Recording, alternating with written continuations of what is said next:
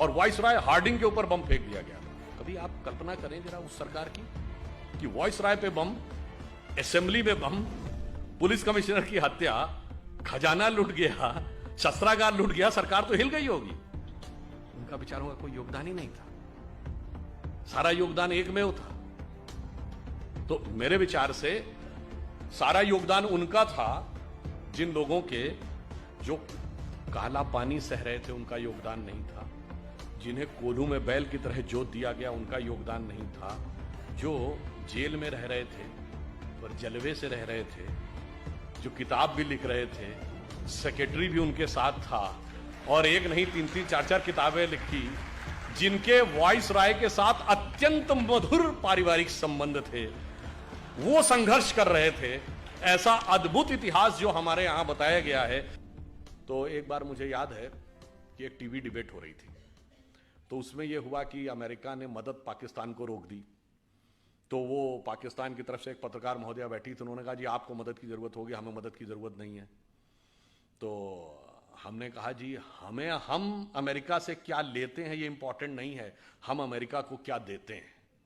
तो जैसा कि अभी वो बता रहे थे, गूगल का चीफ हमारा है, माइक्रोसॉफ्ट का चीफ हमारा है, पेप्सी की चीफ इंदिरा नूई इंडियन है, इससे पहले मास्टर कार्ड का चीफ इंडियन रह चुका है, सिटी बैंक का चीफ इंडियन रह चुका है। इतनी बड़ी बड़ी ग्लोबल कंपनीज के चीफ हमारे हैं। मैंने कहा आपके यहाँ भी बहुत सारे चीफ हैं, लश्कर तैयबा का चीफ है, जैश ए मोहम्मद का चीफ है, अलकायदा का चीफ होता है। मैंने कहा इतना बड़ा अंतर है कि हम 75 साल में कहाँ पहुंचे हैं कि अमेरिकन मल्टीनेशनल्स भारत में आती हैं टैलेंट हंट के लिए और अमेरिकन फौजें पाकिस्तान में जाती हैं टेररिस्ट हंट के लिए। कभी ओसामा बिन लादेन मारा जाता है एबटाबाद में, तो कभी पाकिस्तान के बॉर्डर पर अमन अल जवाहिरी मारा जाता है। और इतना ही नहीं, हम अमेरिका को सिर्फ इतना ही नहीं देते हैं। जैसा कि अभी मोहित जी कह रहे थे कि भाई मैं तो बिजनेस का व्यक्ति हूं, तो समाज, राजनीति, आध्यात्म, इस विषय पर तो मैं नहीं बोलूंगा। मैं तो बताता हूं कि बिजनेस और आध्यात्म का भी हमारे यहां कैसा कनेक्शन है। हम सब व्हाट्सएप यूज करते हैं, फेसबुक यूज करते हैं, तो उसका ओनर कौन है? Mark Zuckerberg.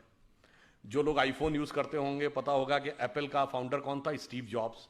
अब ये मार्क जुकरबर्ग ने खुद कहा कि एप्पल के फाउंडर स्टीव जॉब्स ने उनसे कहा था कि अगर जिंदगी में कभी इतना बुरा वक्त आ जाए कि तुम्हें लगे कि तुम्हारा कॉन्फिडेंस ही खत्म हो गया है, पूरी तरीके से हताश हो गए हो, तो ऐसा करना, भारत में जाना, वहां नैनीताल जिले में कैची में नीम करोरी बाबा का एक आश्रम है, वहां जाके तुम्हें एक नई ऊर्जा मिलेगी।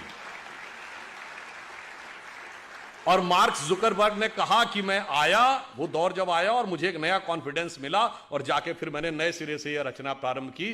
तो हम बिजनेस के साथ साथ हम यह भी देते हैं, तभी हमने कहा कि हम सोने की चिड़िया के साथ साथ जगत गुरु भी बनेंगे, यही हमारा भवितव्य है। परंतु इस अमृत काल से पहले हमें यह भी समझना होगा कि अमृत तो बाद में आता है, सागर मंथन में विष पहले आता है। बहुत सारा विष हमारे दिमागों में भरा हुआ है। जो अभी उल्लेख किया गया कि प्रधानमंत्री जी ने 5 प्रण कहे, तो पहला प्रण क्या था? कि हमें विकसित राष्ट्र बनना। अब छोटी मोटी बात नहीं सोचनी, जिसके विषय मैंने बताया। दूसरा प्रण क्या था? गुलामी की हर चीज को छोड़ना है। और यह बात उन्होंने ऐसे ही नहीं कही। नॉर्मली सरकारें आती हैं, वो कहती हैं हमने इतने नए नियम और बना दिए।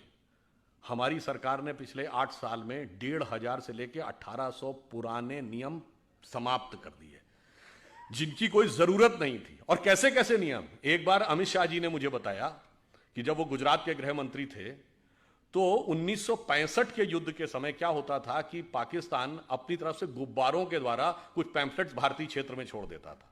उनका कहना था 2001 तक उसकी रिपोर्ट बन के आती थी कि इस हफ्ते कोई गुब्बारा या उसके द्वारा कोई पैम्फलेट भारत के क्षेत्र में नहीं लाया गया, और उसके लिए भी ड्यूटी लगी रहती थी। यह उदाहरण है कि कितने रिडंडेंट यानी कालबाह्य नियम भी थे, उन सबको समाप्त किया।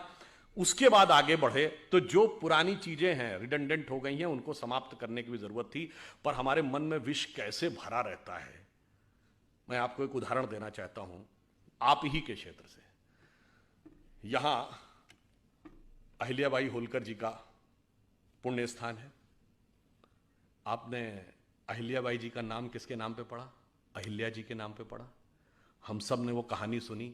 गौतम ऋषि की पत्नी अहिल्या थी, इंद्र ने आकर संपर्क स्थापित कर लिया, इसलिए वो पत्थर बन गई। फिर भगवान राम के द्वारा उनकी मुक्ति हुई। कितना गलत है, महिलाओं के साथ कितना अत्याचार होता था, यही दिमाग में भरा हुआ है ना। पर आप में से किसी ने कभी ध्यान दिया कि अहिल्या शब्द और गौतम शब्द और राम शब्द का अर्थ क्या है? अहिल्या का अर्थ होता है जिसे हिलाया ना जा सके। देखिए, ये सब हमारे अंदर की चेतना के द्वंद्व का प्रकटीकरण है। क्योंकि जब भगवान जन्म लेते हैं तो केवल एक सामान्य, उसे लीला क्यों कहते हैं, वो एक एक जून के जीवन की घटना हमारे अंदर की चेतना का एक प्रकटीकरण है। मन की वह अवस्था जिसे विचलित नहीं किया जा सके, जिसे जरा भी हिलाया ना जा सके, वह है अहिल्या। जब मन उस अवस्था में पहुंचता है। अहिल्या किसकी पत्नी है? गौतम ऋषि की। तम शब्द का अर्थ क्या है? अंधकार। गौ का अर्थ होता है जाना। जब आप अंधकार के परे चले जाते हैं और ज्ञान के प्रकाश का साक्षात्कार करते हैं, तब चेतना उस अवस्था में पहुंचती है जिसे विचलित नहीं किया जा सकता।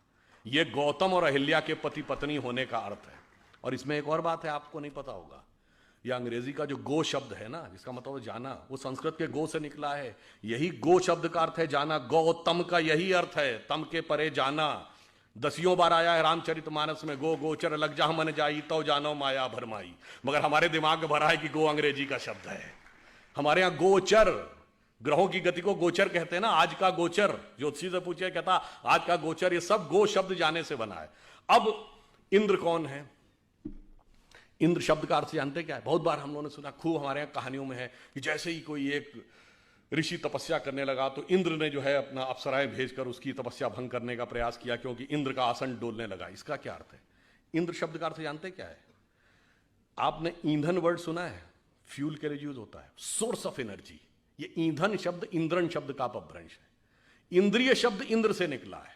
हमारी सारी सांसारिक इंद्रियों की जो सोर्स एनर्जी है, दैट इज इंद्र। और जब कोई तपस्या करता है तो इसका अर्थ क्या हुआ? वो इंद्रियों को कंट्रोल करने की कोशिश करता है, तो इंद्र का आसन डोलता है, यानी इंद्रियों की सत्ता कमजोर पड़ती है। तो बाय लॉ ऑफ इनर्शिया इंद्रियां सबसे ज्यादा तेजी से उसके ऊपर इनर्शिया बैक फोर्स मारती हैं। और वो सबसे ज्यादा किस पे मारेंगी? मानसिक रूप से मानेंगे, कि मन सबसे प्रबल इंद्रिय है। इसीलिए कभी आपने ध्यान ही नहीं दिया होगा कि अप्सराओं के नाम क्या? मेनका, जहां पर मन एकाग्र हो, उर्वशी, हृदय को वश में करने वाली। ये सब प्रवृत्तियां हैं जो जाकर हमारे मन पर अटैक करती हैं। तो जैसे ही इंद्रियों की शक्ति, जब आप अंधकार के परे चले गए और उसे विचलित नहीं किया जा सकता था, यदि इंद्रियों की शक्ति के प्रभाव में आ गए तो क्या हुआ? पत्थर का क्या हुआ? चेतना शक्ति का लोप हो गया। आप पदार्थ यानी सांसारिक शक्ति के रूप में रह गए। जो आध्यात्मिक चेतना थी वो चली गई। अब आध्यात्मिक चेतना दोबारा कब मिलेगी? राम शब्द का अर्थ जानते क्या होता है? हिंदी या संस्कृत में शब्द है, रम धातु से बना है, जिसका अर्थ होता है रमना। रमनते इतराम, रमणीक स्थान, रमता जोगी। यानी किसी भी चीज जिस चीज में सेटल्ड होती है उसको रमना कहते हैं।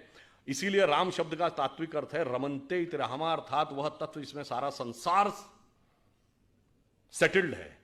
फिर यानी वही divine element which beholds the entire universe, फिर जब उसके साथ दोबारा संपर्क होगा, that conscious energy will revive और वर्ल्डली एनर्जी विल डिसअपियर। मगर हमारे दिमाग को क्यों, अब ये क्यों, किन्हों ने पढ़ाया गया जानते क्यों? 1854 में कार्ल मार्क्स ने एक आर्टिकल लिखा है शिकागो हेराल्ड ट्रिब्यून में कि हिंदू जाति चाहे जितनी भी समृद्ध हो, पर वो नंदी, बैल, बंदर, हनुमान और हाथी गणेश को पूजने वाले इसी लायक थे कि उनके ऊपर हुकूमत की जाए, क्योंकि वो मूर्ख थे। मान्यवर, हम मूर्ख नहीं थे, इतना समझने लायक बुद्धि आपके पास नहीं थी। क्योंकि आपने ना कभी भारत में आए, ना आपने भारतीय संस्कृति पढ़ी, ना आपने संस्कृत पढ़ा, और आपने कुछ नहीं पढ़ा, और उसके बावजूद बैठे बैठे व्याख्या दे दी। और मैं पुनः यह बात चुनौती से कहता हूं, किसी मार्क्सवादी ने वैदिक संस्कृत पढ़ी ही नहीं। जैसे कोई आईआईटी या इंजीनियरिंग कॉलेज में जाकर बीटेक करे नहीं और इंजीनियरिंग पे भाषण देने लगे, उसी प्रकार कोई मार्क्सवादी बताए उसने किस वैदिक गुरुकुल में जाकर वैदिक संस्कृत पढ़ी है और फिर वेदों पे कमेंट्री की है, अंग्रेजी में पढ़ के वेदों पे कमेंट्री की है। ऐसे महान महान लोग हैं। और वो मैं उदाहरण बताना चाहता हूं, जब राम जन्मभूमि का मुकदमा चल रहा था, ये सुप्रीम कोर्ट की नहीं, जब Lucknow bench of Allahabad high court में चल रहा था, तो दोनों पक्षों से कहा गया कि आप अपने अपने इतिहासकार ला सकते हैं। तो हमारी तरफ से जो इतिहासकार थे उसमें देवेंद्र स्वरूप जी थे, एसपी गुप्ता थे, ग्रोवर साहब थे, डॉक्टर हर्ष नारायण थे। उधर से ऑब्वियस कौन थे? सूरज भान थे, आर एस शर्मा थे, रोमिला थापर थी, यही सब लोग जिनको डीएन झा वगैरह। ये लोग स्वयं नहीं अपीयर होते थे, अपने प्रतिनिधियों के थ्रू होते थे। अब भाई देखिए, कोर्ट में तो राजनीति नहीं चलेगी। कोर्ट ने पूछा कि आप राम मंदिर के मुद्दे के ऊपर आए हैं, तो आप पहले ये बताइए कि आपका हिस्ट्री में विषय क्या है, एंशिएंट इंडिया विषय है क्या? तो उसमें से ज्यादातर लोगों ने लिख के दीजिए एंशिएंट इंडिया हमारा विषय नहीं है। अब वहां खुदाई का विषय था, तो आपको पता होगा हिस्ट्री में 2 ब्रांच होती ना, आर्कियोलॉजी एंड कल्चर। तो आर्कियोलॉजी खुदाई से डील करती है। उनसे पूछा गया आर्कियोलॉजी के एक्सपर्ट हैं? नहीं जी, हम उसके एक्सपर्ट भी नहीं, हमें आर्कियोलॉजी नहीं आती, यानी खुदाई वाला विषय हमें नहीं पता। चलिए, तो कल्चर का पता होगा। अब कल्चर तो किसी लैंग्वेज में लिखा रहता है। सारे डॉक्यूमेंट्स 2 ही भाषाओं में थे, संस्कृत और फारसी। और मजे की बात है, सबने ये लिख के दिया है कि फारसी नहीं, उन्हें संस्कृत भी नहीं आती है। यानी ना खुदाई जानते थे, ना लिखाई जानते थे, और दावा ये सारी खुदाई जानते थे। वो आके हमको समझाते थे, जबकि हमारी तरफ से लोग ऐसे थे जो संस्कृत भी जानते थे, फारसी भी जानते थे। डॉक्टर हर्ष नारायण श्रीवास्तव को मैं व्यक्तिगत रूप से जानता हूं, जितने बड़े संस्कृत के विद्वान थे उतने बड़े फारसी के विद्वान थे। इसलिए जब बाबरी मस्जिद वाले कोई डॉक्यूमेंट देते थे फारसी का और उसका ट्रांसलेशन करके देते थे, तो डॉक्टर हर्ष नारायण को दिया जाता था टू वेट दैट ट्रांसलेशन, कि भाई जो ये ट्रांसलेशन है ये यही है या इसमें कोई एक आध नुक्ते का हेर फेर है। इससे आप समझिए कि किस प्रकार की चीजें हमारे दिमागों में भरी गई, और हमारा दिमाग किस तरीके से उन सारी चीजों से इफेक्ट हो गया, और किन लोगों ने भरी जिनको उसका कुछ भी एबीसीडी नहीं आती थी।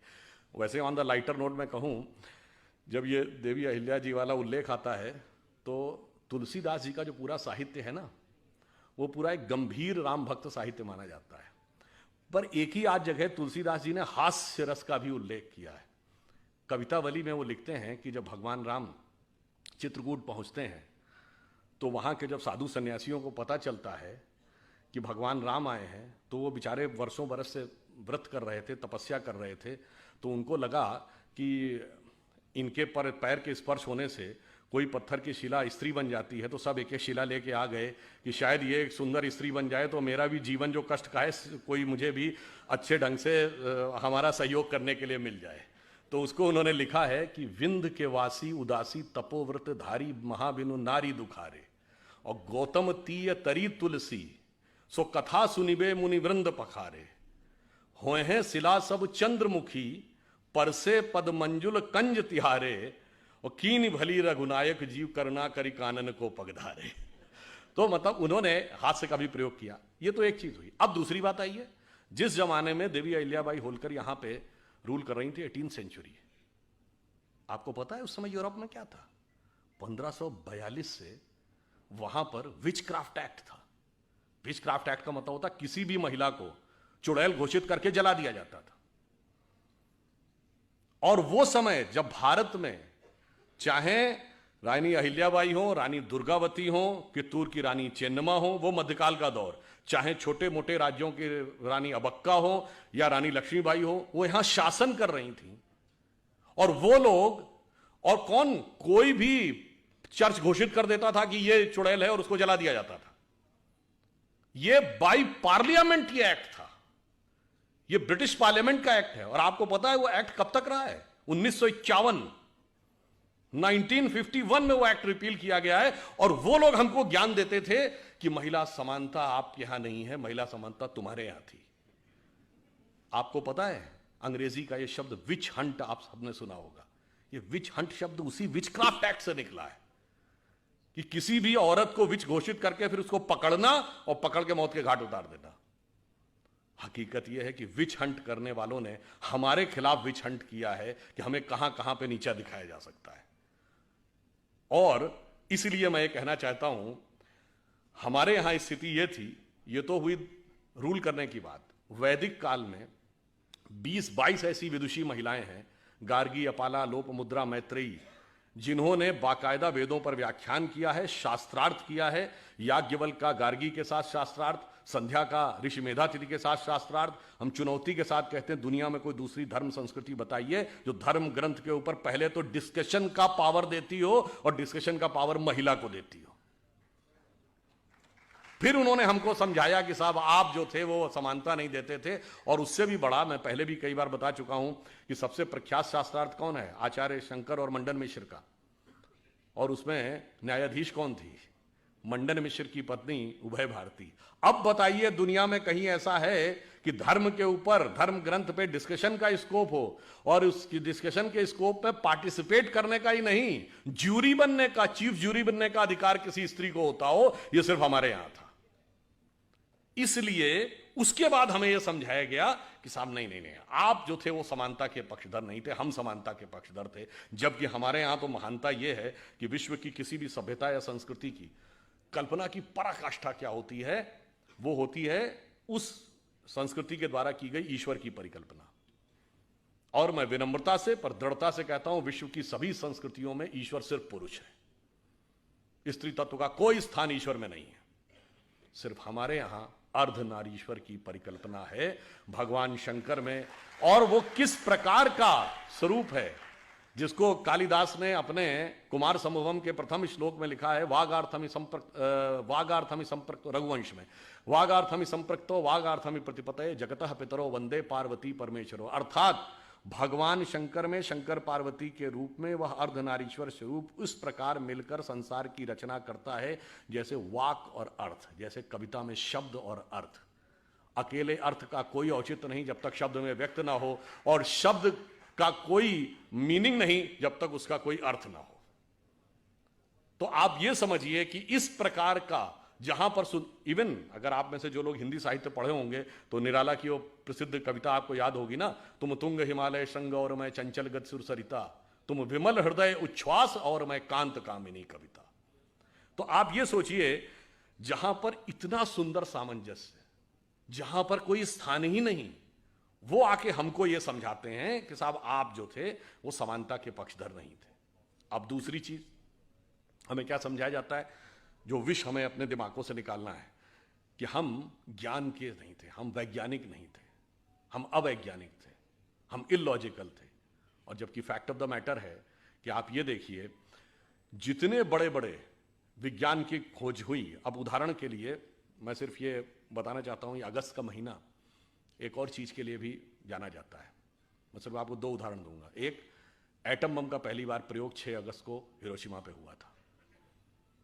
Who was considered the father of the atom bomb? Robert Oppenheimer.